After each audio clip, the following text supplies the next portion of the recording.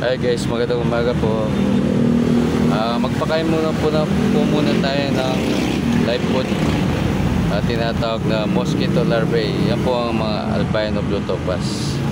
Gagawin po natin lahat ng breeder na yan dahil konti lang pa lang po yan. Nakakuha na tayo ng mosquito larvae dun sa container sa gallons. Konti lang ang mga live foods na yan. Bago po natin pakainin, hugasan po muna natin ng tubig para malinis po.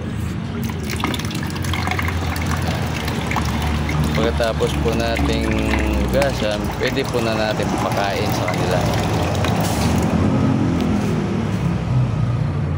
Papakainin po natin ng albino blue topaz. Pili lang po yung pakakainin natin yan dahil konti pa lang po sa atin yan. Mga feeder, full gold, tsaka yung MSSPT. Ganun din yung blue dragon,